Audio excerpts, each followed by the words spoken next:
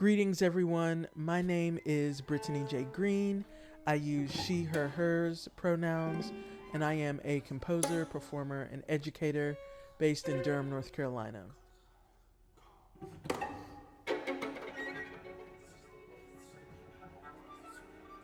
My work is often interdisciplinary, lying at the intersection of sound, text, image, and movement, and a lot of my work involves music technology in some way. Whether that means the piece features live electronics or fixed media, or the musical and text material was composed through computer programming or the use of music tech like Ableton or Max MSP. As an artist, I'm interested in exploring what blackness sounds like. Is it a memory, a genre, a gesture, a way of being, a musical system? My work often engages Black feminist theory, sampling, rhythm, and genre building as tools for probing these questions. My performance practice includes improvisation, narration, live electronics, found objects, and woodwinds.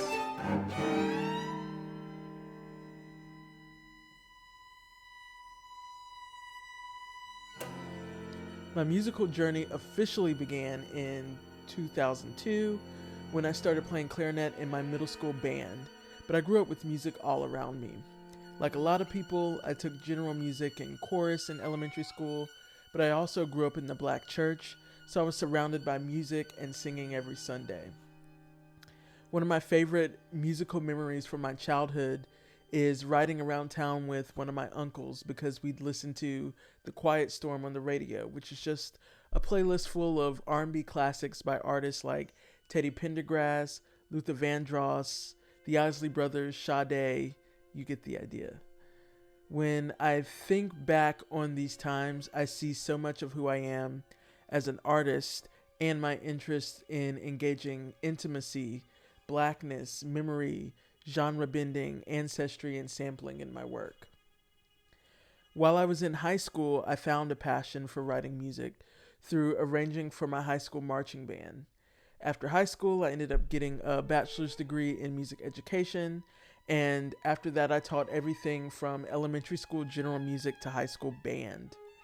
After teaching for a few years, I decided to explore a career in composition and got a master's in composition and theory. And currently, in addition to my freelance work as an artist, I am a PhD candidate at Duke University studying music composition. I am really excited to spend the next 30 minutes or so with each of you and to share a couple of pieces with you and perform a piece, all of which demonstrate the range of my musical palette and in varying ways explore Black womanhood and ancestry. I really hope you walk away from this with something that resonates with you or inspires you. Thank you so much for being here.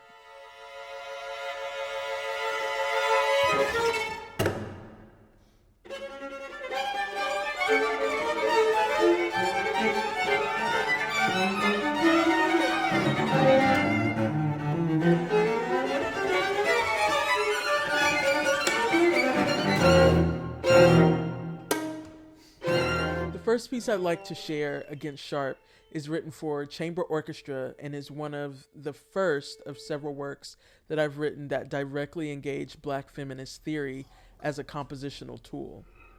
As a Black woman, I am interested in thinking about systems of control in which we find ourselves and the ways in which we navigate those systems and imagine futures that eschew and dismantle them. As an artist, I'm interested in exploring these ideas in my work both on the surface and structurally. With pieces like Against Sharp, Rupture, and Thread and Pull, I am interested in exploring how concepts like disruption, world building, reassignment, and reconfigurations, tenets of Black feminist and queer theory, can be used to establish and dismantle musical structures, creating a sonic allegory for the worlds in which we find ourselves, and the ones that we dare to imagine. Against Sharp's title comes from Zora Neale Hurston's How It Feels to Be Colored Me, in which she states, "I feel most colored when I am thrown against a sharp white background. Beside the waters of the Hudson, I feel my race. Among the thousands of white persons, I am a dark rock surged upon and overslept. But through it all, I remain myself. When covered by waters, I am, and the ebb but reveals me again. This quote really resonates with me, not only because it so eloquently describes the feeling that millions of black girls, women, and femmes like myself have experienced countless times in America, but in some ways it really reflects what it feels like to be a black woman composer. When I'm at home in this office writing music, the world feels like my oyster. I feel safe and creative. I feel inspired, valuable, and worthy. In this office, I am the standard, and regardless of what type of music I'm working on, whether it's concert music, dance music, or something else, there is space for me. However, it's when I step out of this office and into the concert hall, into the academy, into the rehearsals, into the other spaces for concert music, that I feel the unanswered question W.E.B. Du Bois posed in The Souls of Black Folk. How does it feel to be a problem? For me, in a lot of ways, classical music is my sharp white background. This piece really grapples with that feeling and imagines a world in which pushing back against that sharp white background creates something that's beautiful and unexpected and expanded. The piece's registral, dynamic, temporal, and instrumental forces work to reclaim the sonic, temporal, and intellectual space of the concert hall. What does it mean for a black woman to compose this work to be performed in this space by these instruments, utilizing this performance practice? What does it mean for my literal voice, this black woman's voice, to sit on top of the ensemble? The musical material of the piece circles and unfolds and collapses, representing the reworking, disruptive, and inventive work theorized in the text of black feminist theorist Bell Hooks and queer theorist Jose Munoz. Limited pitch material gives way to a vibrant sonic palette by the end of the piece, and lyrical lines emerge over the incessant driving pulse of the piece until it gives way to a wash of static sound. The temporal choices of the work are a nod to others that look like me and the injustice we both experience and carry with us. The work is approximately 4 minutes and 8 seconds, though times vary depending on tempo, but that timing represents 48 black women who were murdered by the police in 2015 through 2020, the 5 years before and up to the date of composition. 32 seconds of silence are dispersed throughout the piece to honor in solidarity the 32 trans lives of color that were lost to the police in 2020 up until the date of composition. The recording we're about to listen to was recorded in 2022 by musicians of Curtis Institute and features myself as the narrator. The piece was premiered later in 2023 at Carnegie Mellon University by the Carnegie Mellon University Contemporary Ensemble under the direction of conductor Daniel Curtis, and again featuring myself as narrator.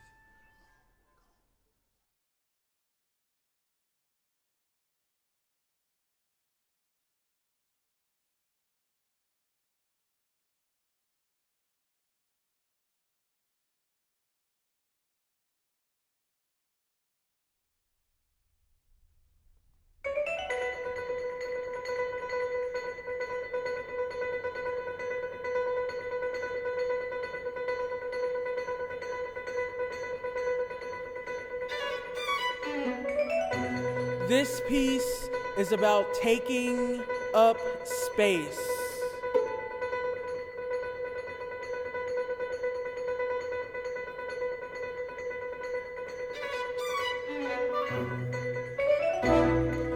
A reclaiming, a centering, a refusal to be unseen.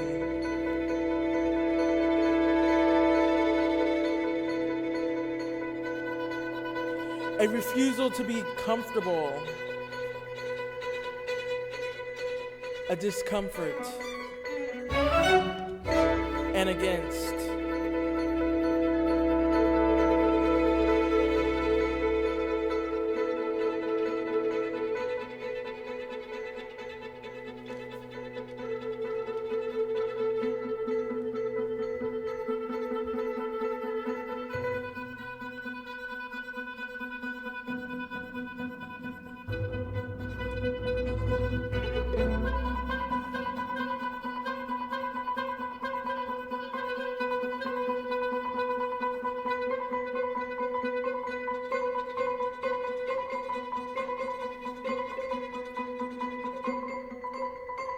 A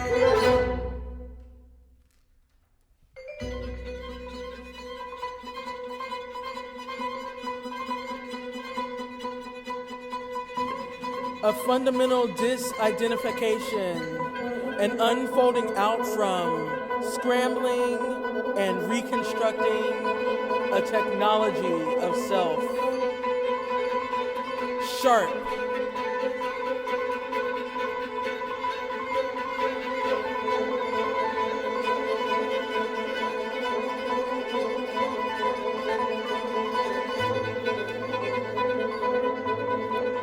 A daring to look, a declaration, I am, I am, I am. A refusal to be.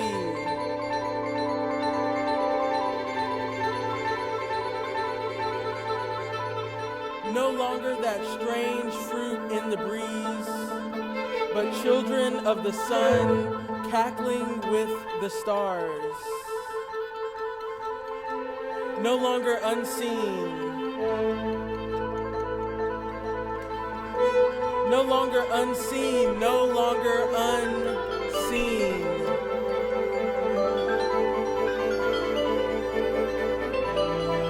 No longer silenced.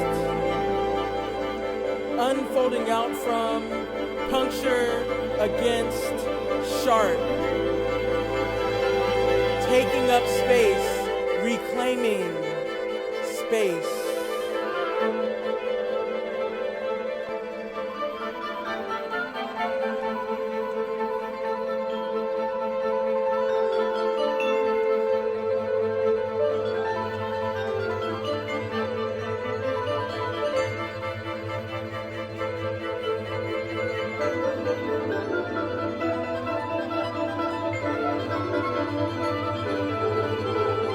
Reclaiming space.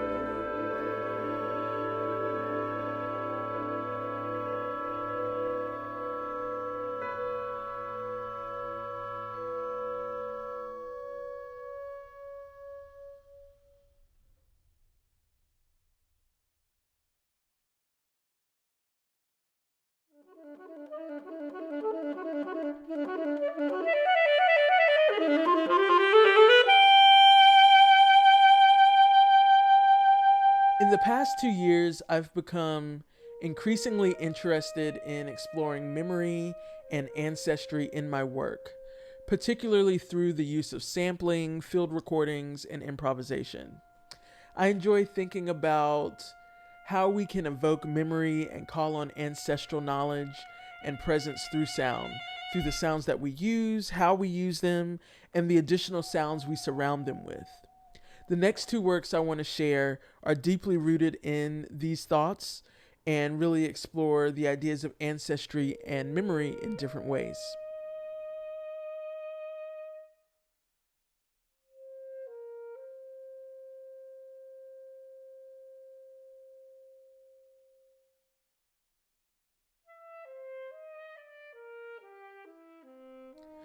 Thresh and Hold is a film made in collaboration with poet Marlanda Dekine and filmmaker Makia Green. Named after Marlanda's 2022 book of poetry, the work centers an improvised poem performed by Marlanda and is surrounded by visual and sonic landscapes of Marlanda's family land in South Carolina. The work explores relationships between Black Gullah Geechee ancestry, land, and America's dark history in the South through a cross-generational lens of Marlanda's family. The sonic landscape of the piece weaves together Marlanda's voice, field recordings from her family land and surrounding areas, synths, and pulsing drums to capture the embodied sense of knowing that arises out of us when our ancestors speak to and through us. Thresh and Hold was produced by Castle of Our Skins and premiered at the Boston Center for the Arts in 2022.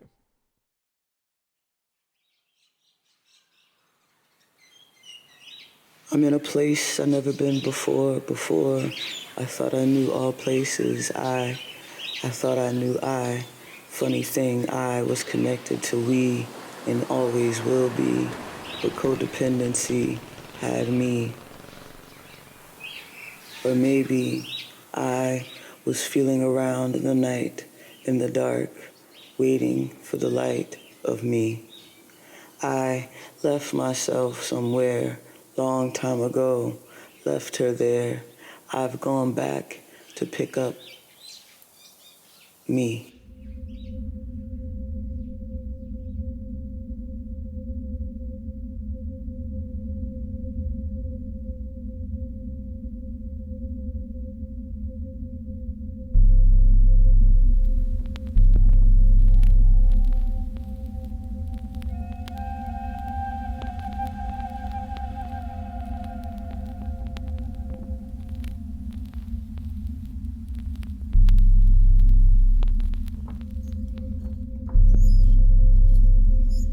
Here in the United States, we have had a stirring of the Negro population, which emphasizes these facts. In the slave South, Negro In his Bible, on the first page, may I have have courage, he wrote. stirring of the Negro population.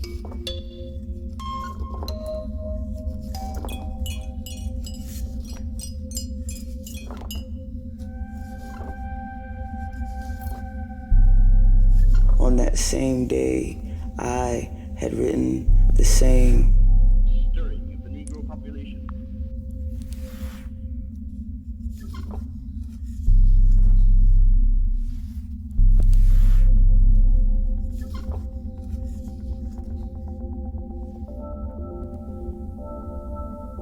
The dead ain't dead like we've been taught.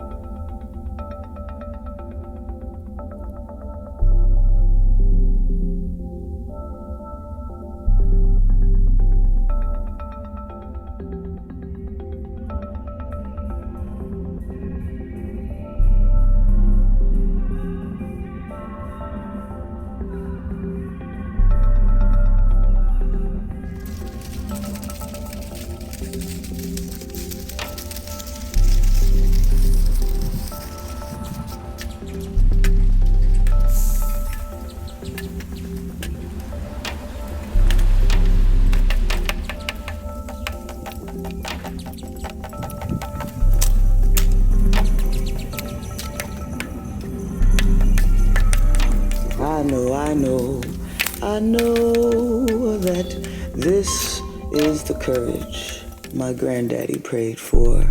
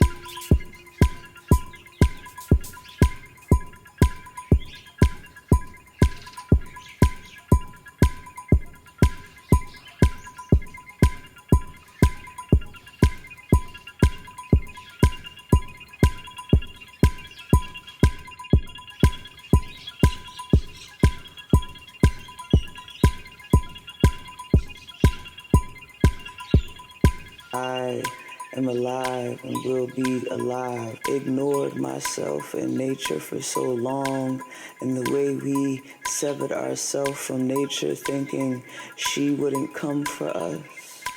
Come for us. She's coming for us like mamas do. Mother Nature is not one to be fooled.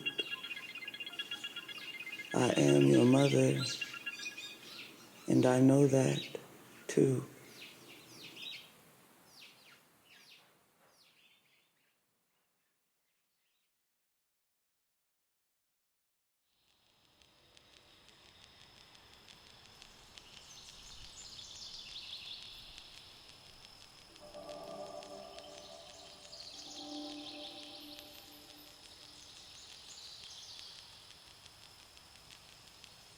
I want to close our time together today by performing a piece that is near and dear to me.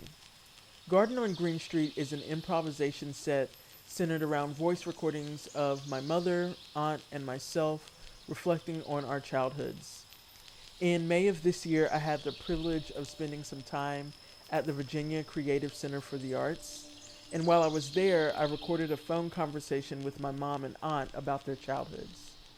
My mom and aunt are about 14 years apart in age, so in many ways, they grew up in very different circumstances. Their pivotal childhood memories took places in different households, and like most folks, my grandparents grew and changed as people and parents as time went on, so even their experience of their parents aren't exactly the same. By the time my mom was old enough to remember things, her 5 older siblings were out of the house, so in many ways she grew up like me as an only child, unlike my aunt who grew up in a house full of siblings. Despite all of these differences, though, what really stuck with me the most were the similar experiences that they had. They both remembered the family home, wherever its physical location was at a given time, being a communal space, a place where close and distant relatives alike gathered to laugh and fellowship and love on each other. They remembered my grandfather, who passed away when my mother was 15, as what they call a gentle giant, with a beautiful baritone voice that used to move through the house singing the hymn, "I Will Trust in the Lord." They both recalled their mother's green thumb, picking wild berries and growing fresh fruit, vegetables, and herbs in her home garden. Though both of my maternal grandparents passed away before I was born, as I listened to their stories, I began to recall the same memories. Memories of laughter and heated debates and running around in the yard at my Aunt Mary's house during the holidays and during the summer. Memories of my cousins and I picking fresh apples from my aunt's apple tree every time we came to visit. And memories of waking up early on Saturday mornings to my mom cleaning and singing along to her favorite gospel. In that moment, I felt so connected to my aunt and my mother in a way that I never have before. And I felt really connected to my grandparents as well in a way that I hadn't before, even though I've never actually met them. As I listened to them tell these stories, these memories, the lines between their memories and my memories started to fade a little bit. All of our memories felt both distant and the same, as if we had lived all of these memories each together, decade after decade. And as I began to really think of how to use the voice recordings, I knew that I wanted to create a sound world that really encapsulated that feeling of shared memory across generations. This feeling of experiencing each moment both with and as my ancestors that I was really struck by in the moment as I listened to them tell their stories. In Garden on Green Street, I attempt to do that. I sit in conversation with my mom and aunt through the joining of improvised material and audio recordings of their memories and my own. The piece opens with field recordings harking back to the rural country fields of Pine Level and Selma, North Carolina, where my family is from. And as the piece unfolds, I enter into call and response with the voices of my mother and my aunt as I improvise around the melody of I Will Trust in the Lord on saxophone, kind of calling back to my grandfather's voice. As the melody of the hymn becomes more pronounced, a sample of the hymn enters, kind of connecting us all together, and the sample weaves in and out of the texture of the piece in conversation with noise improvised using no input mixing. And this all kind of builds up and builds up and builds up, and then just drifts away, kind of like a memory gone too soon.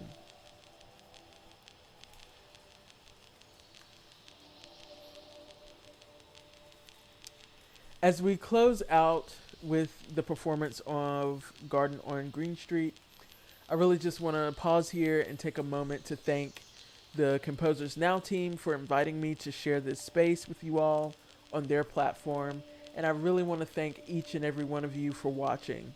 It truly means a lot to me that you're here, and it is always an honor to share my thoughts and my music and the things that inspire me with others. So thank you so much again for being here. I really appreciate it.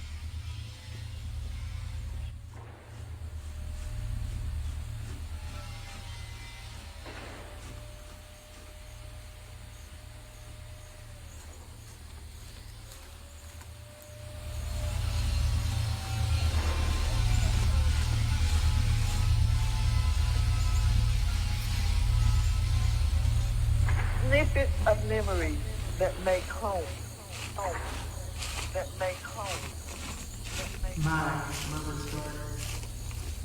My mother's garden. was a family gathering place. Relatives and friends and so forth. In the summertime especially, it was a lot of shade because the sun went the other way and the whole backyard would be shaded. People did not have air conditioning and most people didn't even have a fan. We sat out in the backyard. So late in the evening, in the afternoon, friends and family would come and sit around out in the backyard and put rags in a bucket to run set the rags of fire to run the mosquitoes away.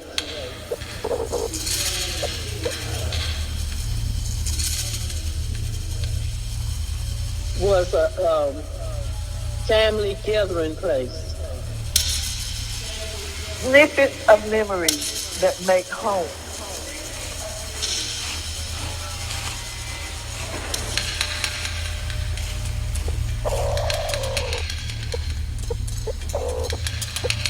Was a family gathering place.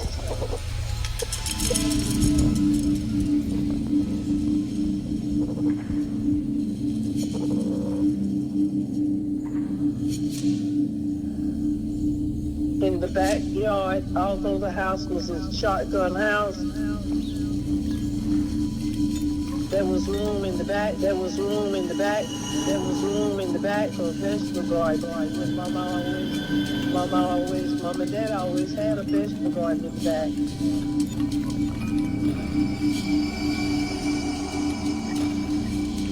Mom and Dad always had a vegetable garden in the back.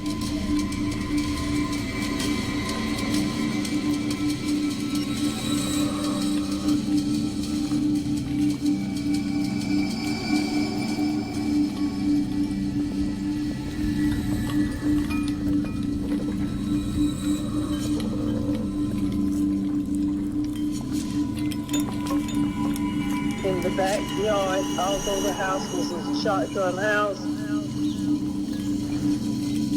There was room in the back, there was room in the back, there was room in the back for a vegetable garden.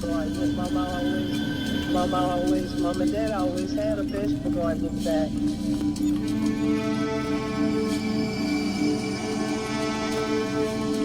Mom and Dad always had a vegetable garden in the back.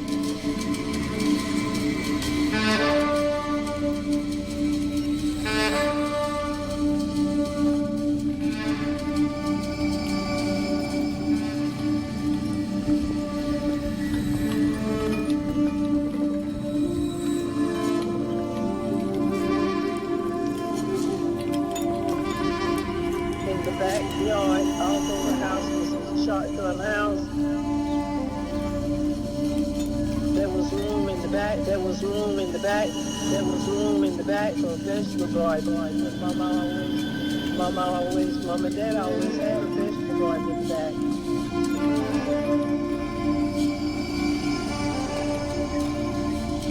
Mom and Dad always had a vegetable garden in the back.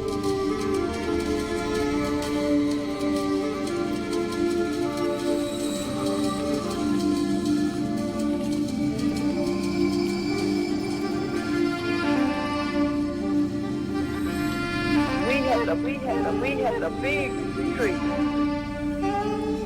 and they would be so right. I love. I would go and pick leaves off that tree and just eat them until my the top of my lip would start itching.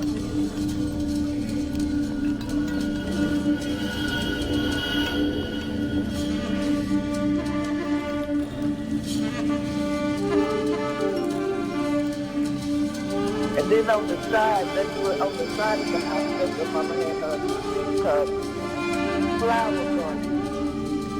You know, she had roses that she would always on Sunday go out and pick some roses and bring them in the house.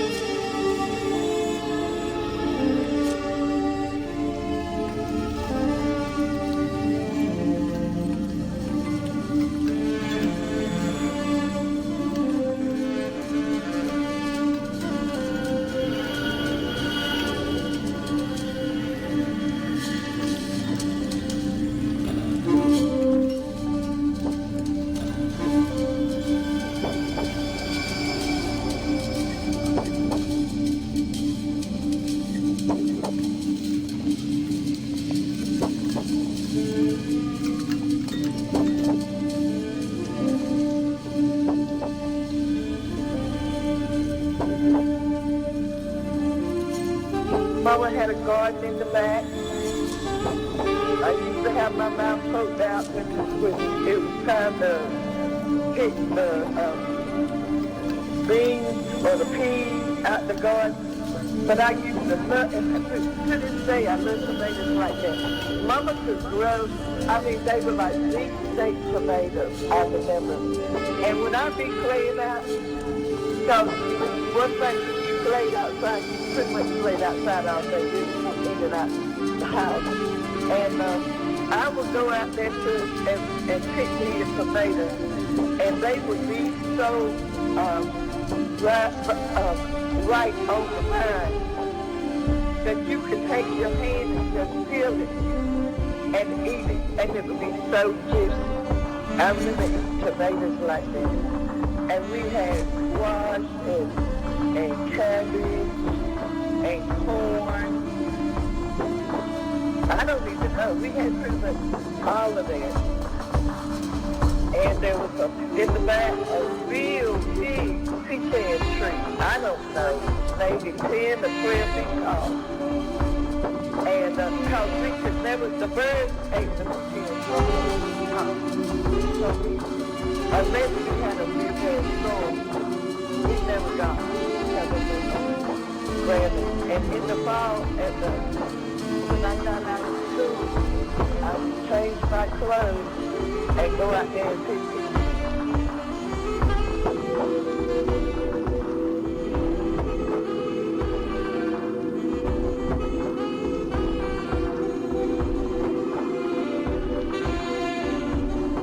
Mama loved go in springtime. Mama loved to pick buckleberries and blackberries in the woods. She and some of her lady friends.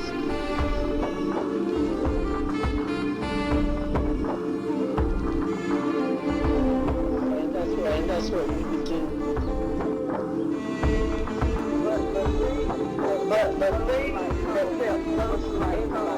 But when everybody came home. But when everybody came home.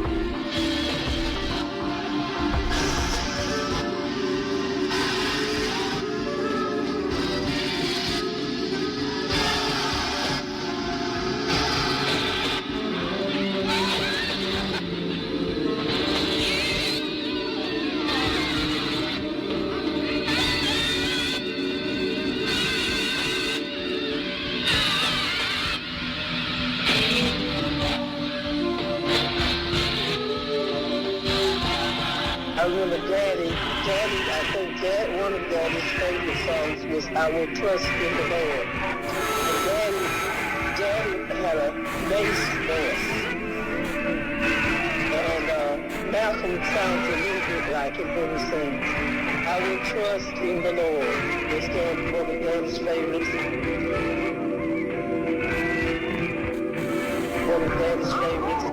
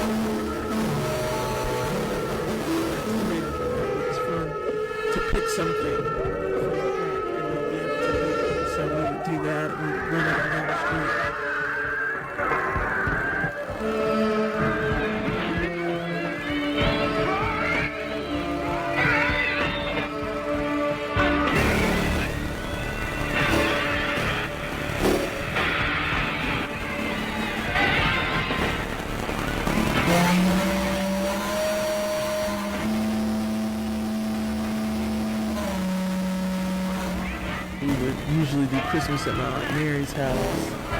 Shout out to Selma to go out there and plant this apple tree in her yard. And me and my cousins would try to pick the apples and run around in the yard, and there was a